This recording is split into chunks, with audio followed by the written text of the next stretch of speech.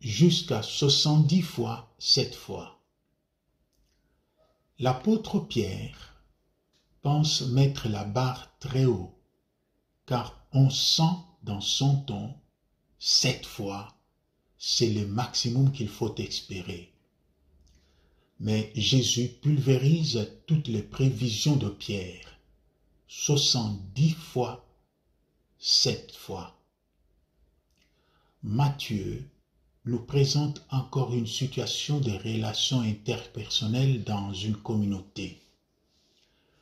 Combien de fois ne sommes-nous pas fatigués de pardonner, de toujours pardonner, sans que de l'autre côté, de la part de l'autre frère, il ne se manifeste un quelconque signe de changement?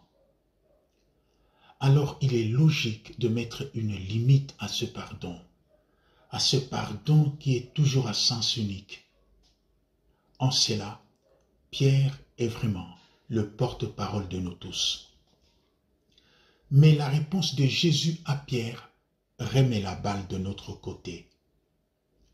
Tant que nous vivrons comme des êtres humains, il nous arrivera souvent de nous tromper, de pécher contre le ciel et contre nos frères.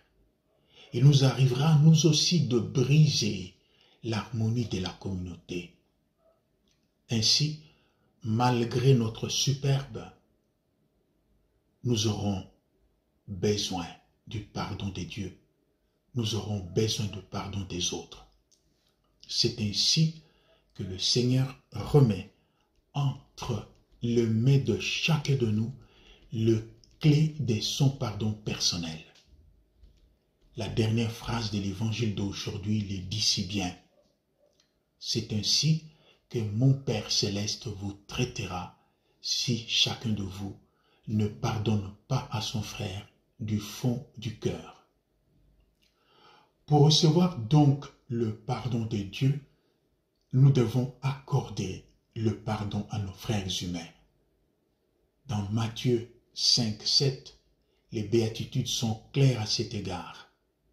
Heureux les miséricordieux, il leur sera fait miséricorde.